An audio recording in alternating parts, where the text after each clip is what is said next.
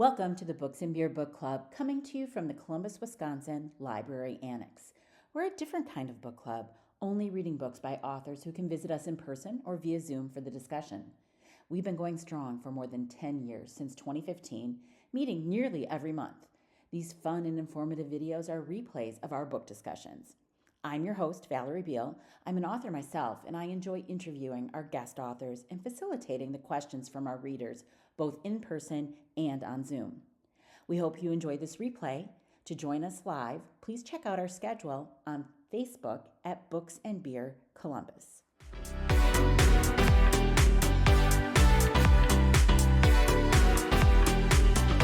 I'm trying to remember when you were with us last. When did your first book come out? I think you were with us within that same year, right? Yeah. So that would have been 5 years ago. I think it's been 5 years since I've been here. So thank you guys for having me back.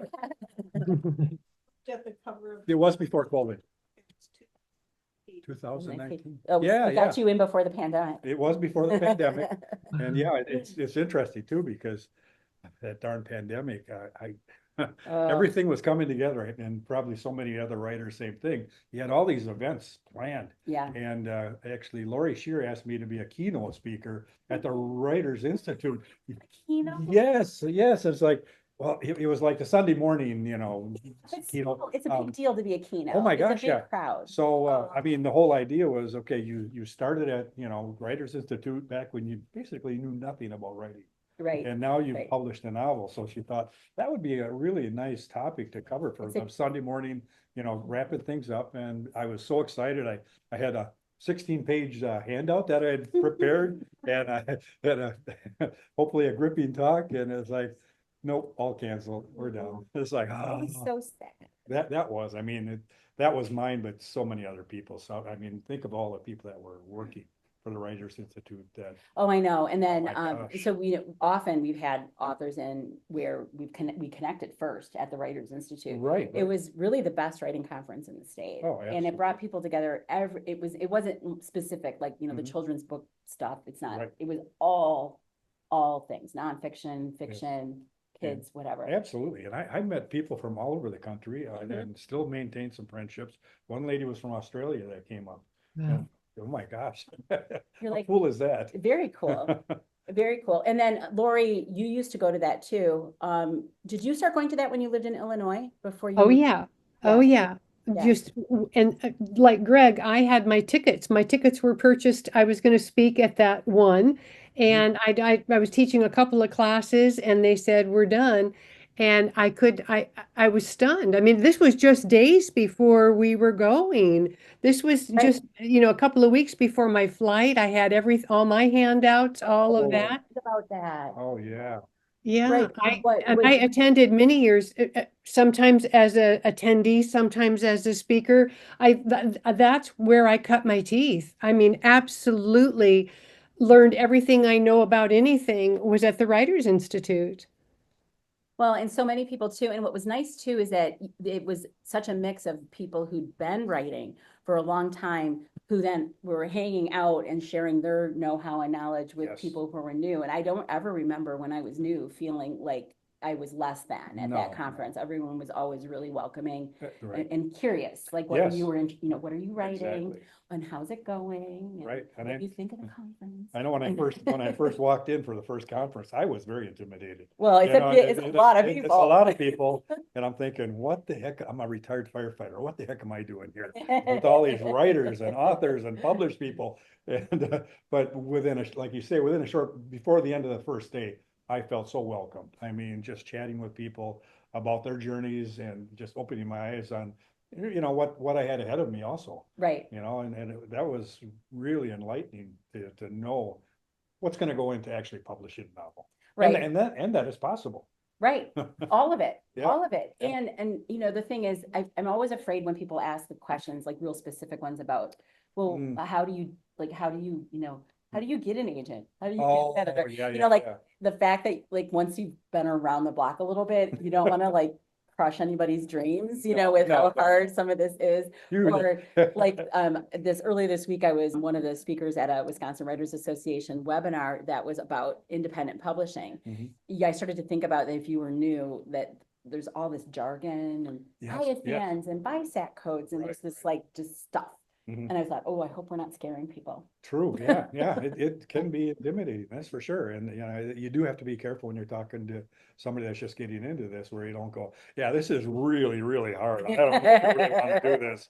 But it is really, really hard. It is, yeah. I mean, And No matter, I mean, it's still really hard.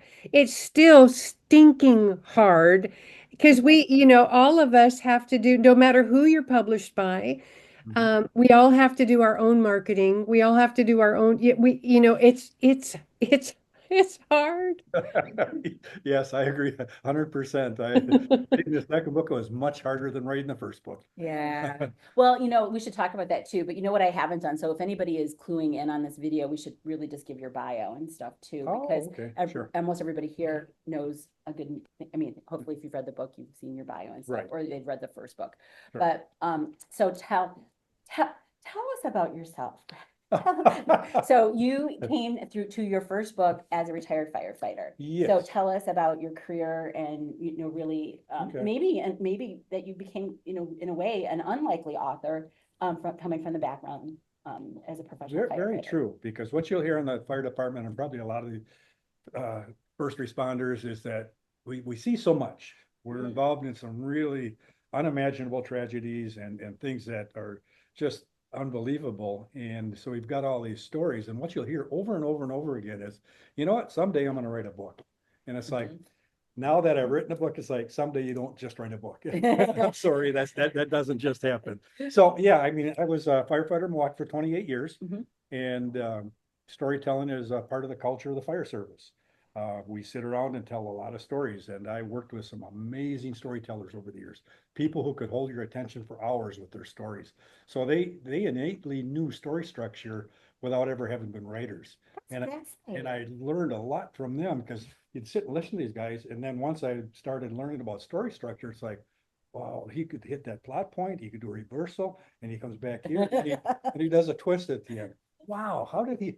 But these are things that people, I think, some people are just inherently really good storytellers and it comes to them, but you also learn from others. So, especially as a young guy, I would sit in the firehouse and just listen to these guys and go, man, oh man, just crazy, and just have you enthralled. So, yeah, I mean, when I got toward the end of my career, I had all these stories, and I thought, geez, I'm a reader. I always loved reading. Thought, geez, maybe I'd like to write my own novel. And I didn't think it would be that hard, because you read a good novel and it looks like it'd be something easy to do. Of course. It just, and the easier it looks I think, and then you start getting into it and you realize just how much work that author put into making that look easy.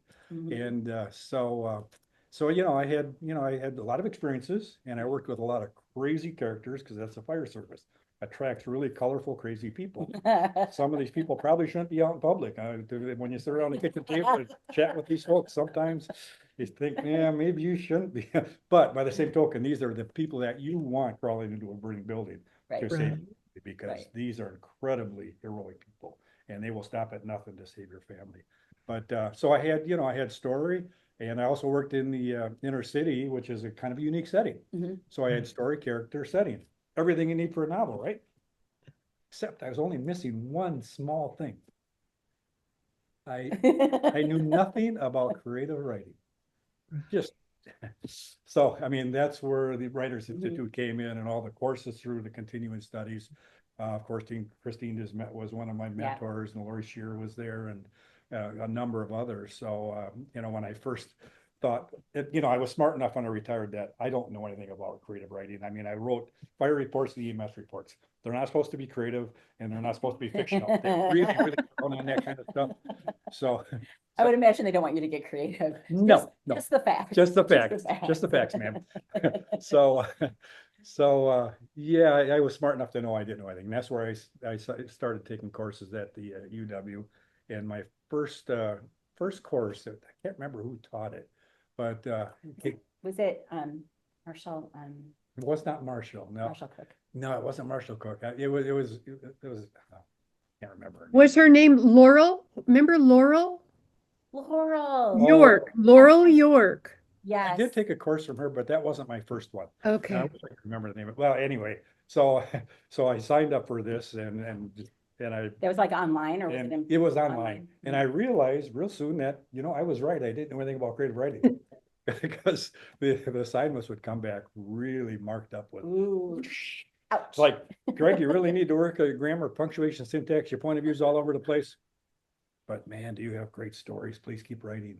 So, it's like, it was nice because I had, like they always say that when the students write it, the teacher will appear. And that was so true throughout my writing career, because there were times where I didn't know if I wanted to continue. Yeah. And then it's like the right instructor came along and I took the course or went to a workshop or a conference, which I did a lot of those too. I mean, I kind of came to this gig really late. So I went to conferences in Manhattan and Florida.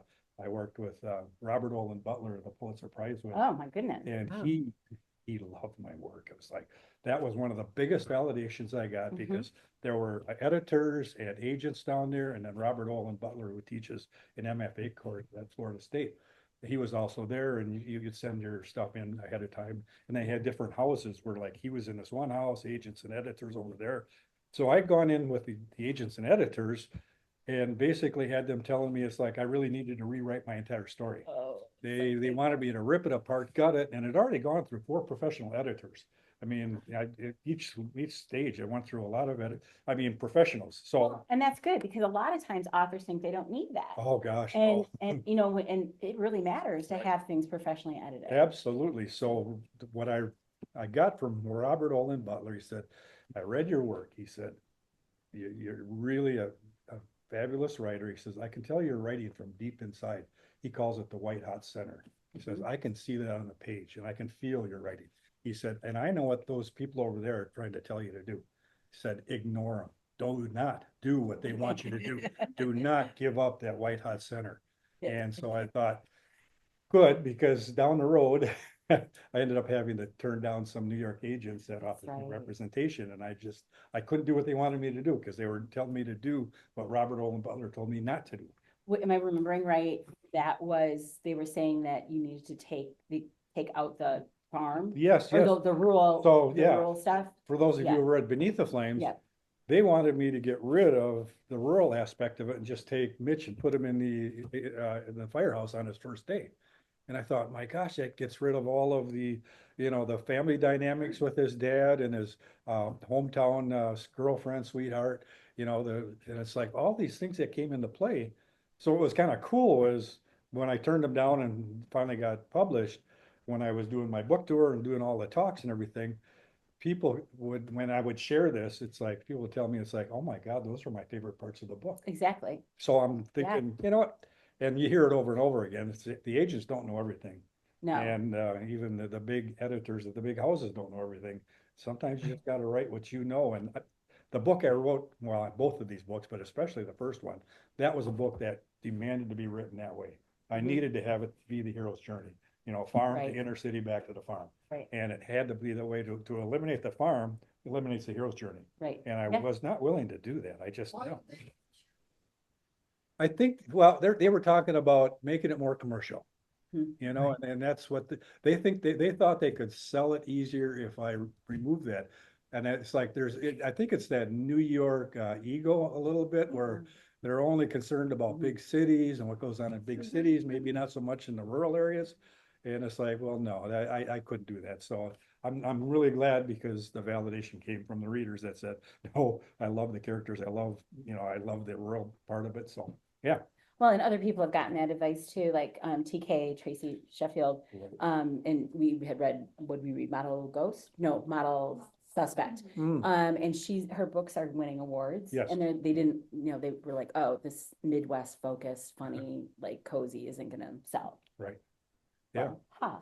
Then. You gotta write your own book. Yeah, it's like, Right? and and I'd gone through 4 editors, and I did do, I mean, the first draft of the first novel came in at 176,000 words. Dang. Yeah. That's a little big. Yeah. So and I know. Well, everybody has a writer in the room. Yeah. that's like 700 pages. And for a debut novel, that's just way over the So top. what did you get down to, do you think? Do you know it? 100,000. 100, Yeah, yeah, it was like yeah. just under 100,000 words. And that's what Christine Desmet lectured the heck out of me with that, because I was working with, at the end of this, it was like, okay, you know, it's like, I had queried some agents who had some interest, but it was kind of long yet. But I knew I had to cut. I mean, in fact, early on when I was writing this, I was told, just put everything in there. A lot easier to cut these scenes and things out of it than it is I to, think that's true. than to try to add things later. Yeah. And so, but I'll tell you what, I had to cut some seams that just, oh my God, you know, a scene that you worked maybe 2 months on, and it's like, Oh, this no. thing is really working. Oh, no. My beta reader said, oh, I just love that scene. Oh my gosh, that was so engaging, and they just loved it. And then when I went to one of the editors, it's like, yeah, it really is good writing. It's really a good scene, but you know what? Where does it stand as far as moving the story forward? Right. So what do we have to ask for questions? You know, what is it doing? Is it Exactly. moving the story Yeah, forward? yeah. Are you imparting pivotal information Right, that, right. yeah. Yeah, so You it was know, like, oh. This is where that kill your darlings phrase Yes. comes from, right? I got a graveyard of darlings. You know, you should use those as lead magnets to get people to sign up for your newsletter. Oh, that's an Mhm. interesting way. Yep. Oh, sure. And sure, like sure. figure out, like tease them out, you know, Yeah, put yeah, them yeah. in little bundles, Right, right. the missing scenes. Sure, You know, sure. make them sound mysterious. And then That's a good I idea. give up my email for that. Oh, yeah. I mean, do you have an email list? I do, yes, yes. I don't use it very often. I probably should use it more. I know. We should talk about that. Yeah, I know. I should. Yeah. Like, Oh, director's cuts, yeah. Yeah. Oh, yeah. That'd be interesting. Yeah. Sure. For those of you who wanted more of Miss Bernie and Brother Williams and Jasmine and Alexis, here you go. That's fun though. And I'm usually, so often those are presented at the end of the book, like bonus epilogue. And that's often like in a romance novel, where Right. then you get to find out with, you know, 5 years, 10 years, you know, Right. and they do the Sure, yeah. sure. the happily ever after. Right. Well, I should share too, what really motivated me to write that first book too, was two little girls lived across the street Mhm. from an inner city firehouse that I worked at. And just cutest little girls. And one night, 2 o'clock in the morning, those two little girls came over to the firehouse knocking on the door. And they were about 8 and 5 years old. And I let them in, and it turned out that their mom was getting beat up by her crackhead boyfriend. So she sent the girls over to the firehouse for protection. So I sat down and talked with them for a while, just trying to make conversation and diffuse, you know, and just asked them about what their daily lives are like. And they're just sharing some of the oh man, just awful details about what their lives are like growing up in that crushing poverty and violence in the inner city. Mhm. And it just really moved me. And then when when the police came to take them to social services, I asked them, so do you guys have to be like to school in the morning? Oh yeah, we're used to that. And it just hit me really hard because I grew up in Madison. And when I first started, you know, working in Milwaukee, you'd go to schools for fire drills and, you know, different types of things. And you would see a lot of kids with their heads under desks and stuff. And you kind of judge them thinking, geez, why don't you guys work harder at school? You know, you could get out of this horrible existence here. But then when I heard their story, it hit me right here. It's just like, oh man, it's like, it just hit home that it's like, nobody's got a right to judge these kids, not what they're growing up in. And so those two little girls, they stayed in my head for years before I even started thought about writing a novel. And it's just kind of like they kept coming up, and it's like kind of nagging me, you need to write this novel. And they just kept coming. So basically that was the inspiration for writing the novel. And, you know, it's one of those things where you hope you did them justice. I have no idea where they ever ended up, but it was one of those things, just one of those epiphanies where it's just like, well, how many people think they know the solution to these kids growing up in the inner city and what work? It's like, no, it's not black and white. It's a very, very difficult issue. And these kids, you know, in addition to that one of my book talks, I had this 80-year-old lady come up to me. She said, you know, all I ever knew about what the inner city was what I read in the newspaper and saw on television. I thought these were horrible people. How do you live like that? She said, then I read your book. And she said, I felt bad for judging them because I realized I had no right to judge these kids growing up in that type of poverty and violence. So this is an 80-year-old woman, and I think that's the power of fiction, Mhm. is that you can put somebody into a story like this.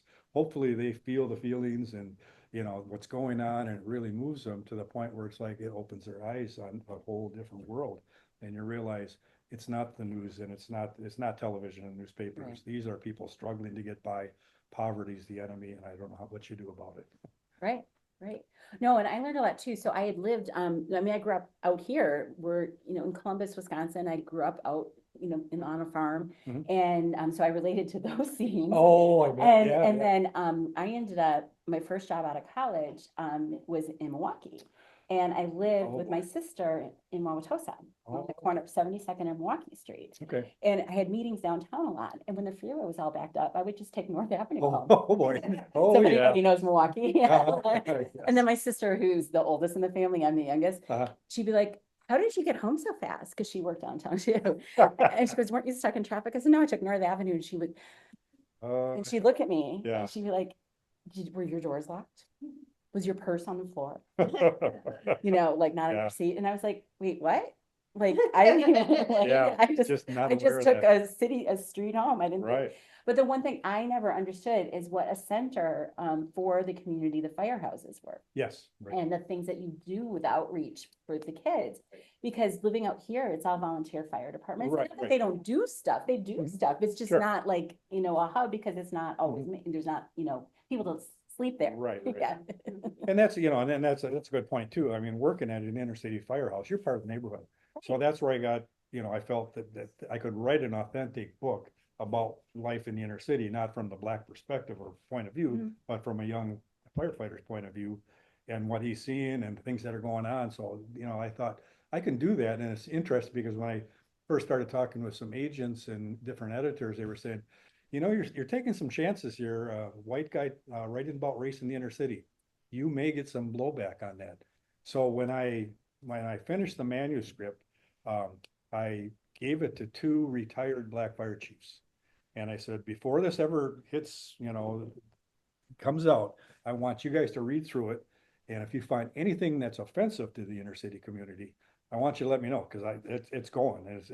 When you're using inner city dialect, sometimes you can go over the top where you make somebody not sound so sharp. I happen to like it. I think it's very colorful language, and it's just the way people interact. And so they both read it, and they both grew up in the inner city, and they both sent it back and said, "No, you nailed it." So I thought, you know what? If I can, these 2 Black chiefs said I nailed it. Yep. I'm putting it out there, and whatever comes and comes. I have not received one blowback about a white guy writing about the inner city, race in the inner city. So You hit it right. So yeah, evidently, yeah. Well, I mean, you had what they call they were your sensitivity readers, right? Right, right. But you also were writing from a perspective that was one you lived, Yes, exactly. Right, right. but you took the time to make sure, you didn't, Yes. do anything. Oh, right, absolutely. How old were you when you started? Was that your first job? as a No, firefighter? no, gosh, I didn't start till I was 29 years old. Oh, okay. And so, yeah, I did. I And mean, what was Milwaukee your first place yeah, that you yeah. were? So, I mean, I went to college at Madison, Mhm. got a degree in 76 from there. I planned on being a doctor. I went to med school. But you know what? I didn't make it. Yeah. And you know what? I'm really glad I didn't make it. It's like talking to Dr. doctors. Renz. Yeah, I know. Talking to doctors these days, that's a tough profession. I mean, it's almost like a mill where it's like Yeah. you run patients through and the doctors are stressed out, and it's really not the profession. And my uncle warned me about that. So when I didn't make it, it was, it was one of those things as a young guy. It's like, well, that sounds like a good thing to do. Not like my heart was in it or anything else. So it's like when I got turned down and I knocked around, did quite a few different, I drove truck for a while. I did a lot of things before I ever came across the Milwaukee Fire Department. And then when I came across that, it was like, whoa, I think this might be something I might like to do. And I had never thought of being a firefighter before that. A lot of people grew up, I want to be a firefighter. Never thought about it. Never in one of those things I wanted. And I never thought about being a writer either when I was younger. Neither one. See, life takes us in interesting. It really does. And sometimes the things you don't get are the biggest blessings. Just, Yeah. So Sorry. That's all right. that's a nice ringtone. I like it. Yes. I feel like it'd be fun to have different ringtones for different people. I've never been that ambitious, you know, where you have No. like, yeah. So I'm curious, I know because I have a cousin who is a Chicago firefighter. He's a captain in Oh, yeah. Chicago. And they all start as EMTs. Is that standard or? Not when I came on. When I Okay. came on, you could just be a firefighter. Okay, And then over time, they moved into it where everybody had to be an EMT. So, yeah, and which is good. I mean. yeah, it's the great training. The for- vast yeah, majority of our runs, 70% are EMS. Yeah, So only 30% are fire. So it's like, it doesn't make sense just to be a firefighter. right, because the calls you get Right, right. are often mostly medical. Exactly. Or they have, part of it is gonna be medical. And being a part of the Milwaukee system was really something to be proud of, because it was the second highest rated EMS system in the world for cardiac resuscitation, not in the world, but the United States, for resuscitations. Yeah, they set up a tiered response system. So, you know, when you call 911 and somebody's having a heart attack, kind of expect an ambulance to show up or a paramedic unit. Sure, Well, you only have a limited supply of ambulance Sure. and paramedic units. And especially in a city like Milwaukee, they would get just overwhelmed. Mhm. So with a tiered response, what happens is there's 34 fire engines around the city, and you staff them with EMTs, and sometimes you might have one paramedic, and then with all the supplies. So you can intubate, you can do all these different things to get started, plus you assess a patient to decide if they need advanced life support of a paramedic unit. So by doing that, it's like you can actually defibrillate somebody within minutes, because our response time normally was around 2 minutes. From the time you called, fabulous. that is really fabulous.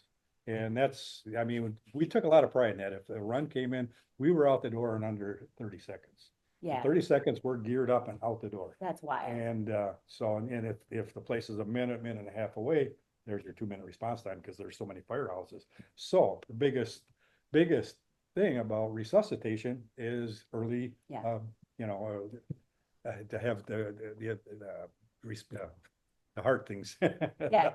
No, I mean, Heart things. the Yeah, I'm using a the defibrillator. defibrillator. Yeah, yeah, no, but You I know, when mean, you get old, sometimes the words just kind of yeah, float we all away knew- from we you. all knew what you meant. It's But you sad, think about that though, like you have such limited time if somebody's not, I Right. mean, if their heart is stopped, you're Mhm. very, Right. So, yeah, I mean, what they look at is success is actually putting somebody back to work, not putting them in a nursing home or anything else. So what's your percentage of people actually going back to their lives? so, And we were second in the country for that. oh, you'd be really proud of that. Oh, That's yeah, cool. that is very cool. Yeah. So there. Now I live out in the country and What would your response might be? This is not good, right? no, I'm trying to no. think what ours is. I mean, Yeah. we always debate too, like whether if you can transport somebody, whether it pays to call and then meet, like just start driving Mhm. in so Yes. that you're at least, if you're Right. communicating with That's dispatch. a tough decision. Yes, definitely. I mean, I know for us, we're looking at like a 20-minute response time. And Yeah, you know, my wife can almost get me to the Summit Hospital in 20 minutes. sure. They'll kind of, Oconomowoc, Yeah. right? So, is like, just like Mills have a hospital? Does not? no. No. So that's your closest. Watertown has one, but Yeah, they have the UW, not Yeah, it's UW, Watertown Hospital. but it's faster to go, stay on the interstate to go to the, because that one's Right. right, that's right at the Well, exit. plus, you know, for a heart attack, you'd like to go to someplace with a cath lab. Yeah, that's a good Not idea. everybody has a cath lab. So, you know, it's like, why waste time going, like, you can go to Fort Atkinson, but they can't treat you there. Right, And it's like and they they'd get- only stabilize you and then It's transport stabilized you. and they might, and then send you off in another ambulance. So, Yeah, Columbus does that too. that's right, right. that's right. Yeah, so, No. yeah, no, you know, they asked me on the fire department, it's like, if I was interested, it's like, you don't want this know-it-all guy from the big city telling you guys, and it's a totally different type of firefighting anyway. And it's, you know, they've got their way, and fabulous. I mean, Lake Mills has an incredible fire department. These guys train, I mean, the little bit of money they get for, you know, keeping their up to date on everything. It's incredible, because they train once a week and they do all these different things that I got paid to train, Yeah, you know, and it's like the dedication it takes. I'm just in awe of these guys, and they're very professional. So I thought we are very, very fortunate to have volunteers that are willing to do that. well, most of the time, people do not think about any of this until they need the service. Absolutely, right. And then they're like, oh, wow, Oh, am I wow. grateful, or, Oh, you know, yeah. like, we are so lucky, but, Mhm. and we were talking about this a little bit before everybody came in too, that, we're talking about PTSD, and then really any Right. first responders, they're seeing everybody on their worst day, but it's their job, Yes, like yes, day in, day out. yeah. And I know after the first book came out that became sort of a topic on some of your, speaking, engagements. And did you do a lot of like first responder groups? I talks, I had or- I had quite a few, yeah. And then of course, when you do libraries and stuff, you'll get, some of the Yeah. local firefighters and stuff coming in. So yeah, I mean, when I think I did, 70 talks for the first book. So I was all over it. That is a lot of talks. And you got that in before the pandemic set Right in. before the pandemic. Yeah. Yes. So yeah, I was pretty busy. And then, I think I was telling you earlier that I really wasn't planning on writing a sequel to Beneath the Flames. Yeah, and I'm curious about that. And were you working on something else, or were you so busy doing the promotions? Okay, So here's tell the us the story. okay, here's the best part of this. I really messed up. Oh no. Yes. So I was so enjoying doing talks like this, Yeah. doing promotions and marketing and all that stuff. And it's a deep hole. It's endless. Yes. And so you can just thing after thing. It's like, but I got into it. I mean, as a firefighter, we like to tell stories. So had my opportunity to tell a lot of stories, and I really got It's into fun, it. though. Yes. So I didn't do any writing for a couple of years. That's hard. Big mistake, because after doing the first, the tour of the first one and doing all the talks, and it got to the point where it's like, okay, maybe I should. And I had a lot of first responders tell me, thank you for writing a book that shows what our job is really like, not that Hollywood stuff where you run in and it's all excitement, you Yeah. save kids. With all the TV shows that do Exactly. that. But yeah. how the trauma we see and how it affects us. Yeah. And the first one touches on that, doesn't go really deep into that. So over and over and over again, I was hearing people's stories of their own trauma, because they had, after they read the book, said, it's like, I haven't slept through the night in 20 years. So I wake up in a cold sweat, my heart's pounding, I can't get over this. Awful. And he said, I've never talked about this to anybody. Yeah. He said, if we do talk about it, it's like using dark humor or something like that. But he said, it's like, he told me the story. He said, I feel like I can open up. And he said, after reading your book, I thought, you know what, I really should be talking about this. So I started hearing this over and over again, and a lot of really tough stories. In fact, Lee Garrison in the second book is based on a good friend of mine. Mm-hmm. And what Lee Garrison goes through early in the book, this guy had a tough family upbringing, had abusive stepfather, joined the Marines and had some tough times in the Marines. Then, of course, on the fire department, he tried to use some of the Marine mentality in the training academy. And they said, yeah, you really can't be doing that out here. We're going to put you back in the field. And he liked doing it, but I was like, so he was having all kinds of obstacles, and he was spiraling. He was spiraling bad with PTSD. He had a 9mm gun in his dresser drawer, just like Lee does in the book. And he looked at that every morning, wondering, is today the day? 3 times he put the gun to his head. Never pulled the trigger. He doesn't know why, but I know why. Because he's now out giving talks about his recovery. And he's moving people, because this is a real tough guy. And he's showing you can cry, you can feel bad about stuff, and it's okay. He said, that's being brave and tough, not keeping silent, not talking about it. So, fortunately, he had a friend that was on the peer counselor that drug him out to Washington, D.C., and he, against his wishes, made him go through therapy. So that's Lee Garrison. And so I heard all these stories and a lot of other really, really dark stories. And I thought, maybe the second book, I really need to go into deeper as far as the issues of PTSD and how trauma affects us. So that was kind of the idea that I started with. And then I had so many people saying, I just love Miss Bernie, and I just love these characters. Please write some more. I want to go back to Engine 15 and revisit that again.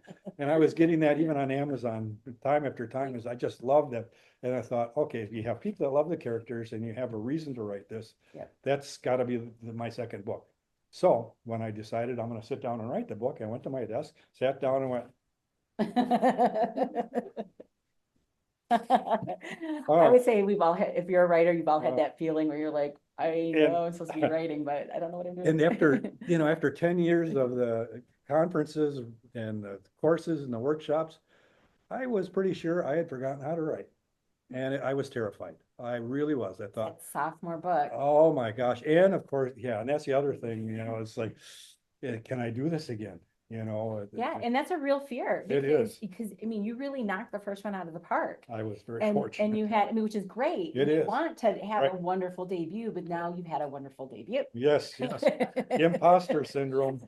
Well, of course, Lori sure didn't help you. You're gonna have a real tough time beating Oh, this one. no. It's like, Lori, I thought she was supposed to be helping. Yeah, I know. But she was kidding around, but it really was true. Yeah. And it was like, oh man, I really got really nervous about whether I could ever write again. But one thing on the fire department you learn is that you never give up. Right. So when you respond to something, you can't look at a house fire and go, yeah, I don't think, we're gonna forget that. We can't. Or a really bad accident. It's like, So we're just gonna let that Yeah. one go today. yeah, this fire is beating us. It's like, we can't do this. Let's just give up. So, I mean, it's kind of a built into us that Yeah. we don't give up. And persistence, and I think that's really what separates a lot of the published authors Yeah. is persistence and the refusal to give up. And that persistence, I call it persistent. My wife just calls it damn stubbornness.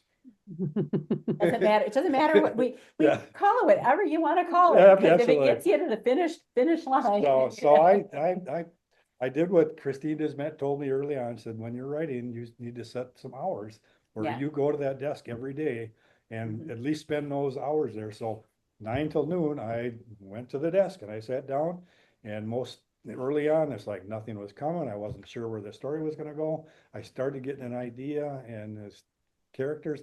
And the thing was, I knew I was gonna bring in the characters from the first book, so I had those built in. I didn't have to recreate them, but bringing in Lee and Brigid and, developing these characters and getting to know them and getting to the point where they would talk to me and tell me where the story needed to go and how it needed to be done. It took a good 2 months. And before Mhm. it started working and the story started coming alive. And then once it started coming, it's like, okay, yeah, I think I can do this, I think. But I still always had that fear that this book was gonna suck.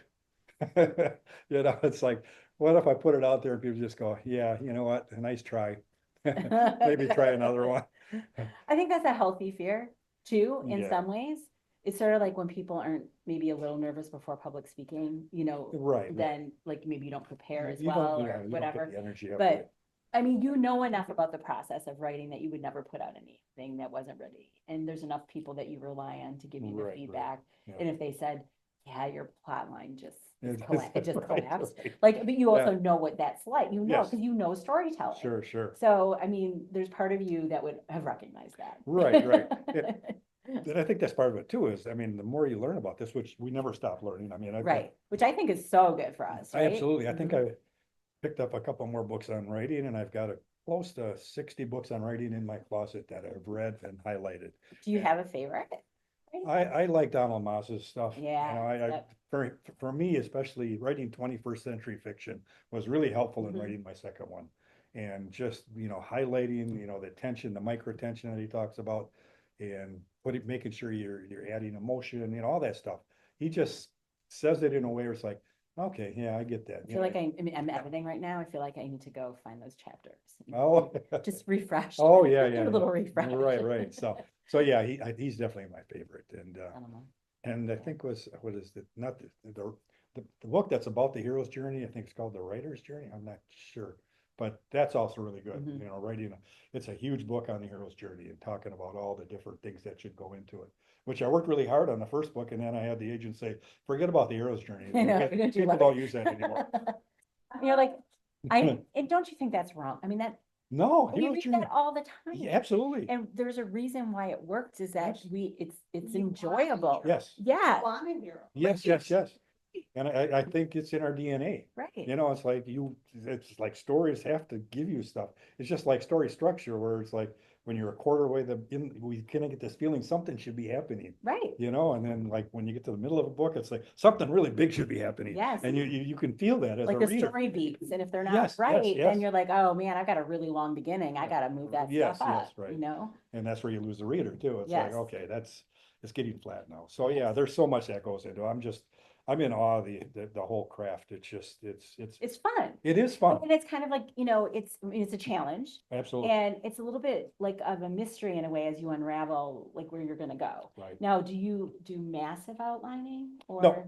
No, I mean, I kind of outlined the first one. Mhm. And then I found that when the characters really started talking to me, they Yeah. told me to screw the outline. Yeah, It's like, and you gotta listen. and you have to listen, Yeah. yeah, because that's Yeah. coming from somewhere out here that knows the story better than I do, Right. you know? Well, and there's that magical giving space for the magic of oh, writing, yes, where then the characters like take on their own absolutely. like, And then lives, you know. it's like when you wake up in the middle of the night and a scene is playing out. You know, Yeah. it's like that's the part of writing that unless you've experienced it, it's like it's such a high. It really is. It's like, okay, I've been working on this scene for days and days, and all of a sudden there it is. Yeah. Or there's that line of dialogue that I've been trying to make work. And yeah, I mean, to me, that's the magic of writing. Yep. And if it wasn't for that, if I was just sitting down, you know, mathematically writing stories, I wouldn't be doing that. No, it 'Cause would be fun. It would not be fun, no. And a lot of, I mean, there's the authors out there that are really formulaic and they put out, you know, many books a year. Right. I mean, I think about like the police procedurals I really like that Nora Roberts writes, and I Oh, mentioned yeah. that sometimes she writes as JD Robb.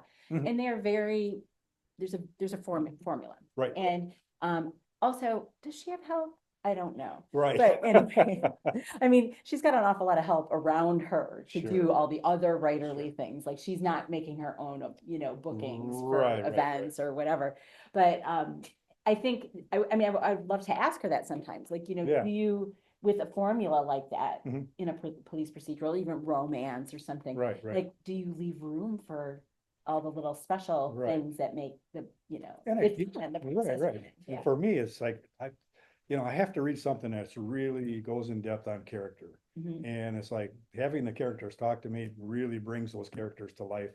And that's what I really want to spend time in. Because if I can get the readers involved in the characters, they're going to keep reading. And maybe it's not the most intriguing plot, but if they really like Yeah. these characters, They're invested. they're invested and, Yep. and they'll stick with the story. So to me, character is everything, you know. And Well, and Lee is not always likable. exactly. And now they brought that up, and it's there. Yes, this was a challenge that I presented myself with because I wanted to really, you know, explore PTSD and trauma and how it Mhm. affects. So if you're going to write a character that's riddled with PTSD, and he's not going to be a likable person because it really turns you into an asshole, and you get mad at people really easy. You treat people poorly because you want to keep everybody out. You don't want anybody coming into your world.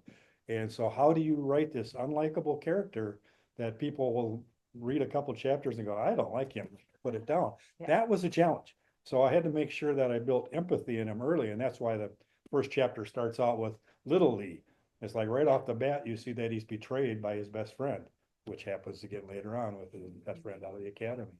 And so, you know, you get the empathy for him and you kind of understand, yeah, he does some stuff that, yeah, most people would say, geez, how can he treat people like that? But I think just building that understanding of what causes somebody to become like that. And that was the exploration. That was the challenge in the exploration. And I've had a few people that really loved Mitch from the first book because Yeah, you know, yeah. he was a really beloved character. Yep. And had people come up and just tell me, it's like, I really didn't like Lee very much. And I say, but did you keep reading the story? Well, I did, but I just don't like him much.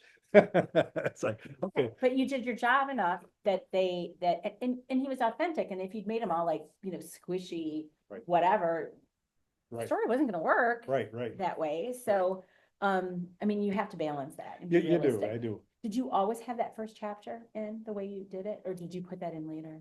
No, that was always the first chapter. I mean, it got revised quite a few times, just to Sure. polish But you it. always started with Young Lee, Yes, Yeah. yep. because I think that was a brilliant move. Oh, thank you. Yeah. Thank you. So, yeah, I mean, oh, good. That was the hope. I mean, it's like, because you can connect with a young boy like that. You know, and it's like, okay, now you know him as a young boy, now I take him into adulthood. And of course, the second chapter right away, he's shows how heroic he is. So he's also somebody that has had, you know, difficulties, but he shows that he's willing to put it on the line to save people. Right. So, yeah, He's got good redemption line. exactly, exactly. And then we take him to the dark side after that, where he goes into the firehouse and raises hell with the troops and tells them they're a bunch of losers and, you know, yeah. And so when, you know, when I was telling firefighters about writing this one, and I said, yeah, I'm writing about this captain who everybody hates and he hates everybody. I know who you're talking. Uh-oh. Oh, and then Uh-oh. then I had one guy grab my arm and he says, I'm gonna twist your arm until you tell me who that is. It's like, You're like, no, not gonna happen. well, what's like the you know, the political answer? Oh, it's just a combination of all kinds of Right. people and, you Mhm. know. Yeah, So then, you know, the other thing too was then how I had to add in a character that kind of balanced him out with Brigid O'Brien. Yeah, And so now you have this woman who takes no shit. I mean, and that's exactly what which he is needed. great. Yeah, I mean, that's exactly what he needed, somebody that was gonna call him out when he was stepping over the line, which he did every once in a while. So that kind of worked out too. Brigid just came to me too, and I thought, okay, yeah, and it was interesting because when I was writing this, initially Brigid was going to be an African American. Okay. And I was writing it and it's like, okay, this just isn't really coming together for me. She's not coming to life for me. And then Brigid O'Brien came and it's like, okay, this feisty Irish woman that's been through hell herself, Right. knows exactly what it is, pure counselor. So she knows the steps, she knows what's going on here. But that's perfect for him. And it was a good way to introduce her to him with that going to the psychologist initially. Do they do the rapid eye movement thing in this book, or is Yes. that something I learned No, from you other? No, okay. and that was the other Yeah. thing too. It's like this was after the first book. And one of the other things that kind of convinced me was I was on a podcast with this retired firefighter and writer in Houston. And he saw my book and he got me on his podcast. And we were talking about writing for a while and then moved into firefighting because that's what firefighters do. Right, It's of like, course. we're going to share some war stories here. And so we started talking about that. And he said, yeah, I really got to share my experience with PTSD. Said I had to go off the job early. And he said, I was going through some tough times and it was just one really traumatic incident on, you know, during his career that he could not get over. And it caused him to spiral. And he said he went through, you know, the talk therapy, the, what is it? Anyway, he spent a couple of years Right. with that. And he said it kind of worked, took the edge off. He said, I was able to get along. Then my brother died and I totally lost it. Yeah. And he said, I spiraled. He said, I was losing my marriage. You know, I lost my job and things were just really going to hell. Now he's actually a teacher at, I think, the University of Houston. But he said, yeah, the psychoanalysis kind of worked, but not as good as it could have. And he said, then this friend of mine told me to go to the University of Houston. They were doing this type of therapy with veterans and some first responders. He says, I went there and he said, within 2 weeks, the cloud started to lift. Interesting. Never happened before. Mm-hmm. He said, it's called EMDR, eye movement desensitization reprogramming. And I thought, whoa, this is something I had never heard of. And he said, it saved my life. And so I started talking about that at my book talks. And I started having people coming up and saying, I did that therapy. It works. It's incredible. It really does. And not to say it's going to work for everybody, you know, and I don't think anything works for everybody. But I had so many people come up and share that. And this was before I decided to write the second book. That was another nail that said, you know what, this is something that needs to be out there. Mm-hmm. There again, the power of fiction. Not that I'm going to show you how EMDR works. You're not going to get into therapy sessions. You just kind of get a taste of what it is, kind of get a look at it. So this therapist down in New Orleans consulted on the book with me that does EMDR therapy. And we were connected by another writer. And when I was at the Chicago Writers Institute, telling this person about what I was going to write, she said, I know the perfect person to consult on your book. So I got a hold of her down there and I said, any chance you might consult on this book? Oh, I'd love to. That sounds like a fun thing to do. Yes. So, you know, we talked for a while and then of course, you know, I did some research just to get an idea what it did and how it worked. And then I wrote some scenes, and I sent them to her. And she says, yeah, you've got a pretty good feel of what goes on in a therapy session. And she had a couple of things that she pointed out. And when we were done, she says, no, you nailed it. That works. And she said, you know what? I have a firefighter that I'm treating, and I'm going to use a couple of lines from your book on him. I think one of the lines was, I know you firefighters don't play around the edges. Let's just get right to it. So that was like crib notes. yeah, right. So that was kind of neat too. Just, it's funny how things fall into place like that too. Yeah. You start sharing stories with people, Yes. and they know somebody or they know somebody, and it all plays upon itself. So, Yeah, and it's fun. It really It's is, fun yeah. because- And it seems to me too that writers are really generous. And if Yes. they have a way to help, Oh you my know, gosh, with the yeah. stories, particularly like research stuff, Mhm. or Oh, like, you know, absolutely. how do you figure this thing out? or Right, whatever, but yes. Yeah, So, that's fun. Yeah. Good And connection. yeah, that really was. So, and the other part of doing all that stuff with Lee and, being betrayed, and of course the stuff in Vietnam and all these different things that come into play kind of sets the stage for him being able to do some of the really tough things later on, where you believe that he could do this to somebody, Mhm. and that was important too, where you just, wait a minute. It's like, would he really do that? And it's like, Like, yep. yeah, I think Lee would do that. And most people are kind of okay with that. I mean, some people said, that's kind of over the top. I don't know if I can, torturing somebody, but torturing this guy, Manson, Yeah, no, I mean, right? I would. Oh, I mean, but yeah, it Well, no, not really, but it made sense. it did, right, It didn't throw me off. right. I was like, okay. So, yeah, and there again, that's the fun of it. It's like you're putting this I on. mean, I knew it was fiction. It was fiction. Right, I right, mean, right. I wasn't reading the news. Right. That's So- true.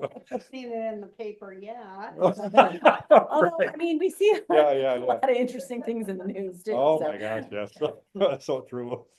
I haven't been in Milwaukee for a long time. I grew up in the suburbs of Milwaukee. Oh, okay, but I sure. lived in Milwaukee. Okay, Are there motorcycle gangs that are that bad in The- Milwaukee? Milwaukee Outlaws are, They are. yeah, they definitely were, they're an organized crime unit. In fact, this one lady's nephew was a Milwaukee Outlaw, and she had some stories. I just had a book club, and she was telling me about this. And she said, yeah, he won't talk about it, but on the fire department, we got to know them because they were prostituting young girls and doing a lot of drugs. And they actually had one situation where they were having this, like a gang war with another club in Milwaukee.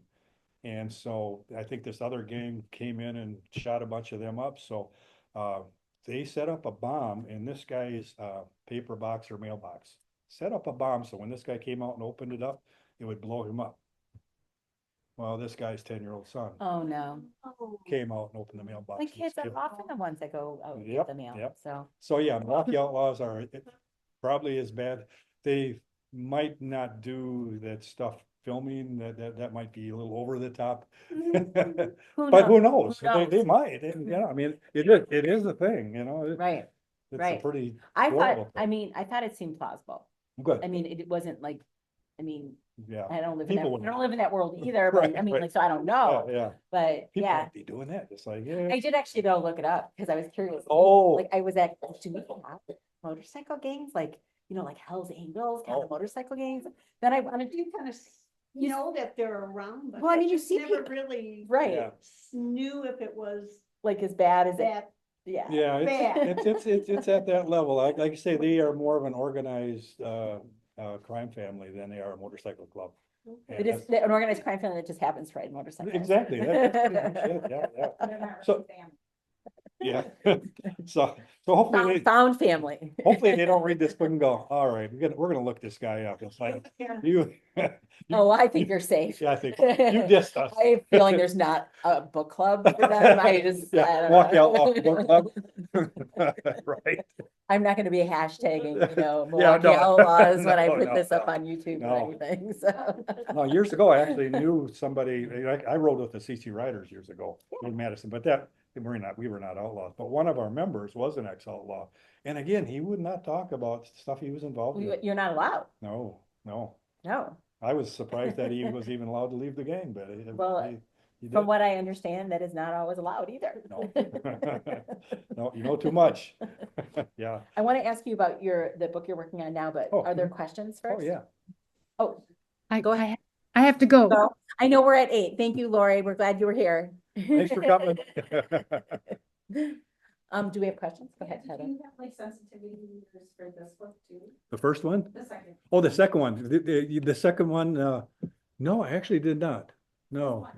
Yeah, no, the second one, I kind of thought I had a pretty good grasp of what was going on. So, and I thought, well, it's like I'm writing about outlaw motorcyclists, and I kind of got the lingo down for that anyway, because we ran into outlaws back in the day every once in a while, and we actually had some skirmishes with them where they stole a bunch of our motorcycles and held some of our members at gunpoint. Oh yeah, yeah. Wow. Yeah, so yeah, I've got some memories of those days. They were crazy times, man. Oh, man. Yeah, Yeah. yeah. Mhm. Questions? Okay, so on that motorcycle gang Mhm. note, Right. so let's segue to what you're working on now. Okay, this is the book. This is the book I've wanted to write for a long time. So Yeah. did you start any of this beforehand? Like I- you haven't dabbled on the writing? No, on this it's only yet? been in my head. Okay, great. It's only been, Okay. it was only in my head. And I didn't make the mistake of waiting 2 or 3 years to start writing this. So I started writing this one as soon as the last one was done. I know, we learned our lesson. Oh my gosh, yes, you gotta keep the juices flowing. Yeah. It's like the creative side is like a muscle. If you don't exercise it, it goes away. And it's like the creative juices don't work, and you gotta kind of work at getting them back. So yeah, this one has been in my head. In 1970 in Madison, I was 19. Mhm. And 1970, in May was the Kent State shootings. That's right.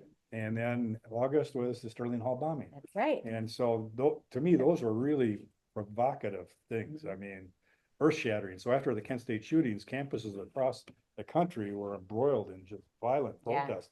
I mean, police were beating up the protesters. Protesters were in Madison were tracking down police officers and beating them up when Yeah. they're on patrol. It was just insanity, you know. Well, and then Tracy TK Sheffield, her Yes. dad was the mayor of Madison at that time, and she yes. was a little girl. Yes, And I know she talked to you about this. she did. She did. He sent everybody out of time. I mean, their house had been Right. targeted, and Right. so then they all left. Right. She his said wife, And yeah. she said she had friends that would not play with her anymore No, because her dad was the mayor. and I mean, like she was. I mean, it was yeah. a strong division, this side or that side.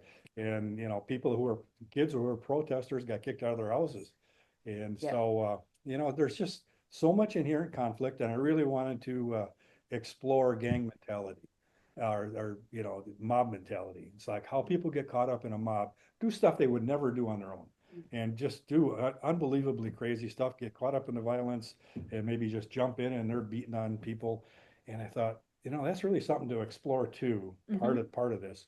So with all of that going on, I thought, why not write a Romeo and Juliet story set in 1970 in Madison, where one of the protagonists is a young lady who's like a junior at UW and a protester. And the other one is a younger guy, he's 19, and he's a biker. 19 and mad. So You might have known something about. yeah. That's when I was writing with the CC writers. So I thought, now you've got their two groups that are battling each other violently. It's like the bikers hate the protesters because they're not treating their friends and family. The vets, because Yep. these are their friends and family returning from Vietnam, and they're not being treated well, and they're pissed off at the protesters. And the protesters are getting attacked by these guys, so now you got the two groups battling violently, and you've got these two people who fall in love, and now how's this all gonna play out? I can't wait to read it. So, You yeah. need a beta read Yeah, actually, yes, absolutely. So, yeah, I'm just picturing that scene, but it would be like, in Forrest Gump when he's military, so it doesn't quite work. Oh, We're in DC when they're Oh. across the reflecting pole. oh, yeah. Oh, gosh, yeah. So, yeah, I'm like 100 pages in, and, you know, and there's flawed characters, so the young lady's been kicked out of her house because she's protesting. protesting. Her Oh. dad is a wealthy businessman in Oh dear. Boston. Oh And, dear. and she left for Madison, so she's got to make a living on her own and pay for college. So she's a stripper at the what was Visions at one time in Madison. That Yeah. was still Visions not that long ago. Yeah, I mean, But like, you know. but well, let me rephrase that. She's not a stripper. She's a bartender. She refuses. Oh, uh-huh, sure. Well, let's back Sorry. off. Let's back off on the stripping. So she's a topless bartender. So she's flawed, but she's got a. I plead the fifth. I may have been there once. Somebody drugged me into that place. I was 19. What can I say? It's like, but 18-year-old boy hasn't gone to Vision. I actually don't know that answer. right. So yeah, I mean, it's fun stuff to write, and it's like revisiting that time period, going back to some of the dialogue and dialect that was used back then, and just kind of like trying to take myself back to those days and writing a young man who's pretty much clueless, and all he wants to do is party and have sex and raise hell. That's his life. What more is there to life? Well, And he's 19-year-old, Driving fast and. I mean, yeah, right? exactly. It doesn't sound Right. And like a fun fact. no, and her big thing is the anti-war protest. And she's very Back then, not 21. it The was, drinking age. yes. Yeah. But everybody had 21 IDs if you needed to get into Visions. But see, Visions was a bar. Visions was the liquor bar. Wait a minute, I do know too much about this, don't I?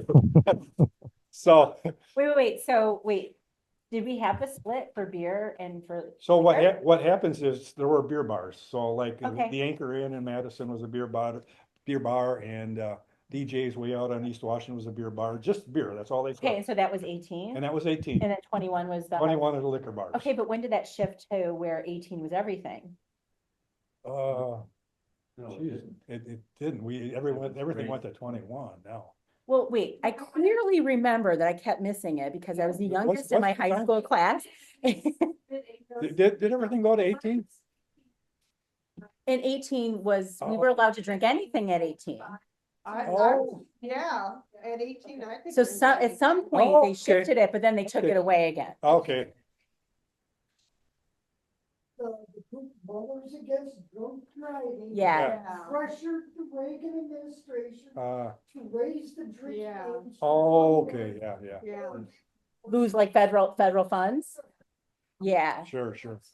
so I would have turned 18 in, what was that? Okay, wait, 86, and I just kept missing it.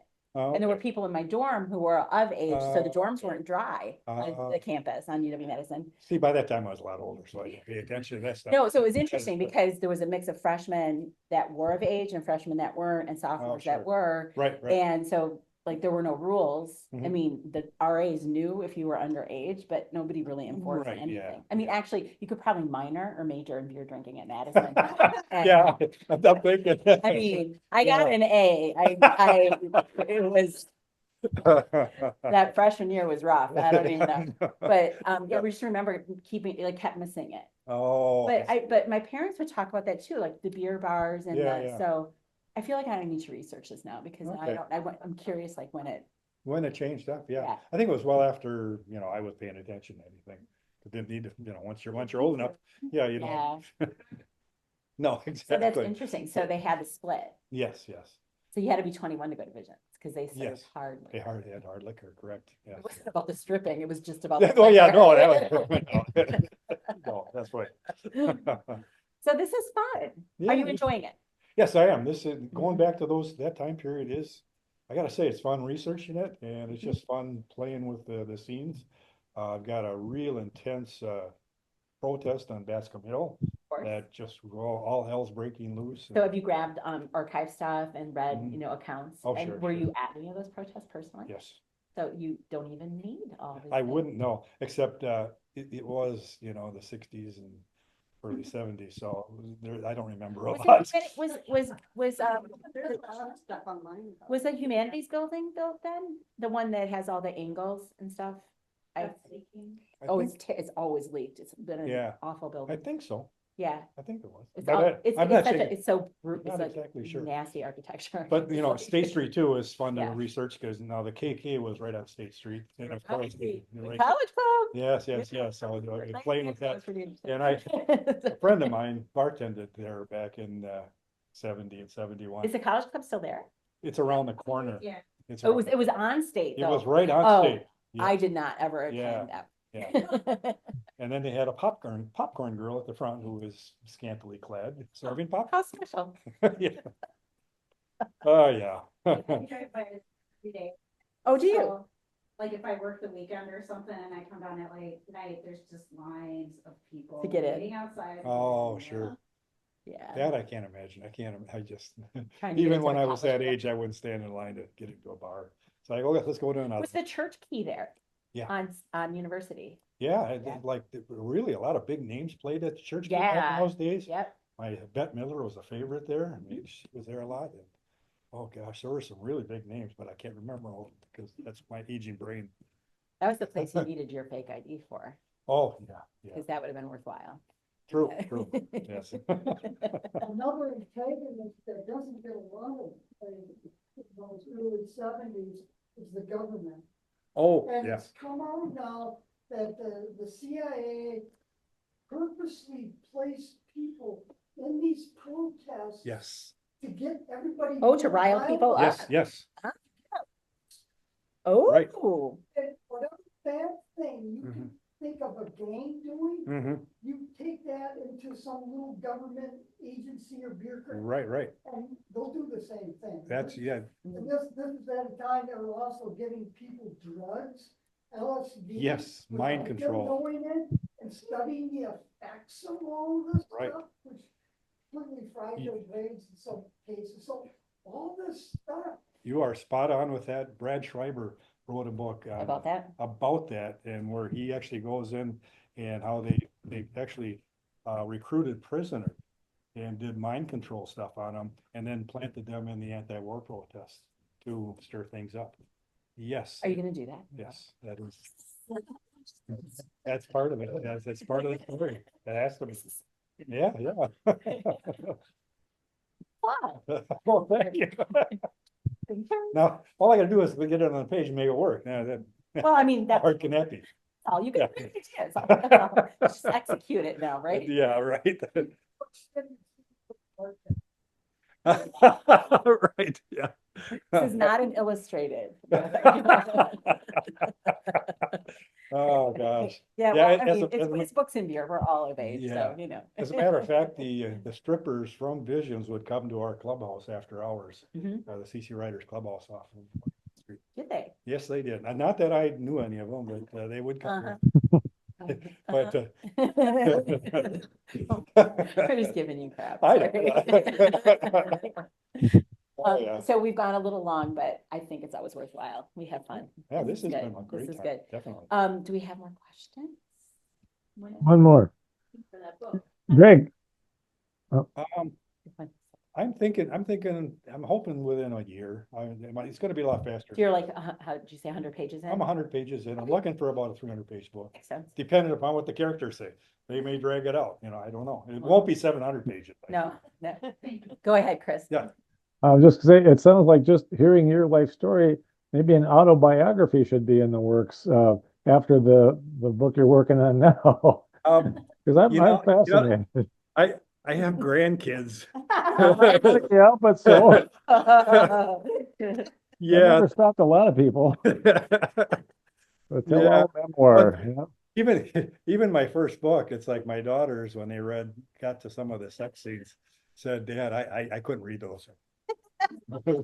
It's like, I totally get that. It's like. Yeah, yeah. I didn't go that far, but I had a little bit of stares at me too. People going, I can't believe you wrote something so racy. Well, it's called fiction. Just make it up.